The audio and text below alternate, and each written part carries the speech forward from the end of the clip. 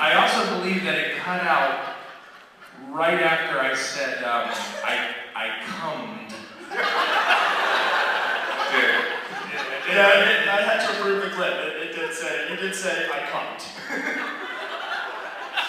Sorry, Harry. Sorry.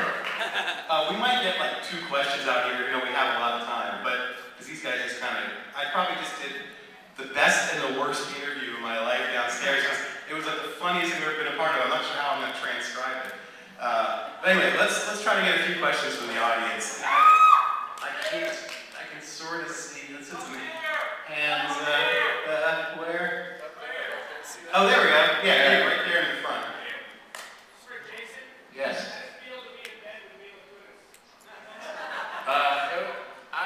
I was pretty smart about writing that film.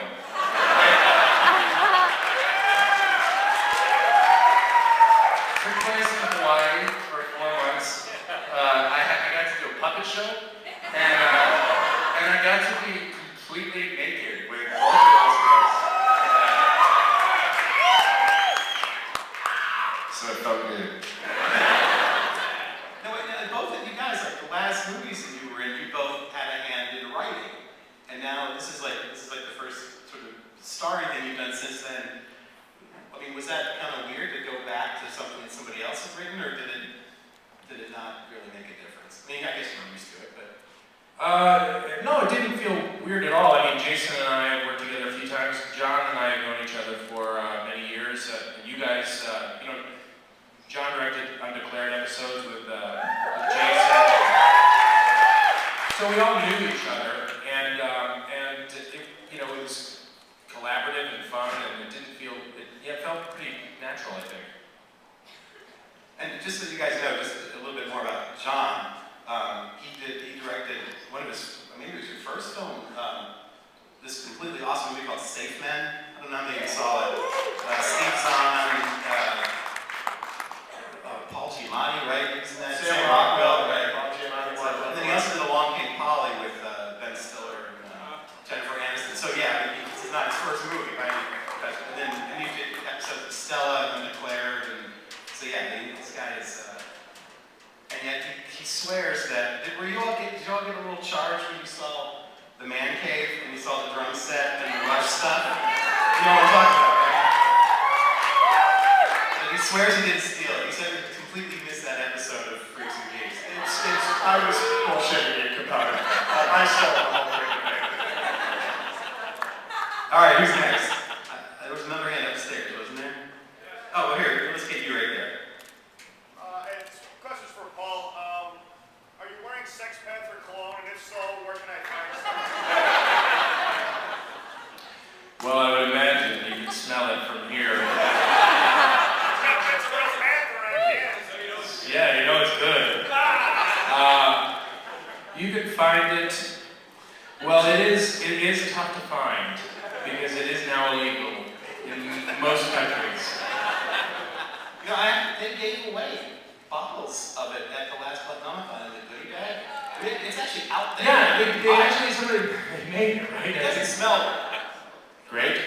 like fecal hot dog water or whatever, but the inside of the artificial wound, but it's not the greatest scent. Yeah, right there.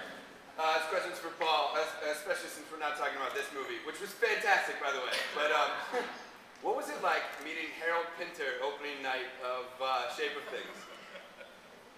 This is the most stressful moment of my life.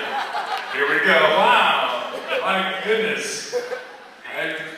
I'll try. It was Segel, this is going to take a while. Can we just take off for a cigarette? Quick smoke break. So, picture the scene. Yeah, made in a theater. It was terrible. I'll make this short, but it's Neil Butte directed this play, and it was opening night. It was critics' night. All the critics were there, and to sit, picture a theater. It was like this. Everyone was sitting around, and to enter and exit the theater, you had to walk across the stage. And Smashing Pumpkins was playing as loud as it was legal. Neil was into playing his music to make everybody a little crazy. And the play started, and I'm I'm waiting for my cue in the Smashing Pumpkins song. The play has started, and I see a shadow come down this little, the opening of this. I'm already boring everybody. But anyway, this guy comes down, I'm getting ready to go on stage, critics night, and he gets in my face and starts screaming, I can't fucking take it! I can't fucking take it! Screaming in my face, and I'm looking at it, and I know it's Harold Pinter. And he goes, ah! And as he walked up, I walked on to start the play, and I was panicked. Sweating is awful. And they're laughing already. I do this, and it's boring. Paul would do this 10 to 40 times a day on the shoot. Any anecdote, just go on and on. I know, one time we were shooting, and I'm sitting there talking about local Kansas politics. And I look over and see. I sat watching him with the first AD, just observing him. There's a film shoot going on, thousands of dollars an hour, just sitting there watching him as he talked and talked and talked. And finally he turned and realized we were observing him, just an idiot asshole. And he's a good dude. You're the best. He's the greatest. Sorry. He asked a question. Any more theater questions that we should get out of the way? I'll ask you guys a question. Favorite Pinter plays?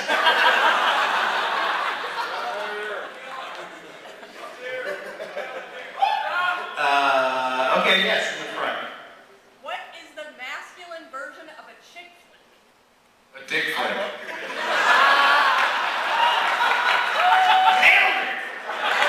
Stop the landing. You win.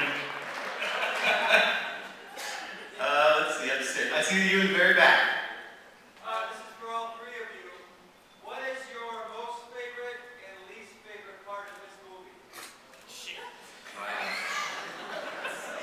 Alright, I'll tell you my least favorite part of the movie is there's a scene when I'm wearing a purple t-shirt where I look kind of fat. Because you were kind of fat. At one point, I'm sitting down. It's the scene where I ask Paul if I can borrow money. And Hamburg's like, hey Jace, will you just kind of raise up that cup of coffee like to your stomach area with your arms? And I said, it was like a crew of 150 people. I said, oh man, are you trying to like hide my belly? And then John said, I'm trying to.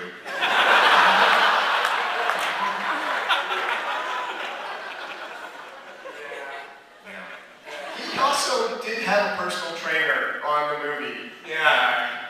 Who should be kicked out of the union. He's actually, if I'm going to tell the truth, he's not only my personal trainer, he also trains Jonah Hill and Seth Rogen.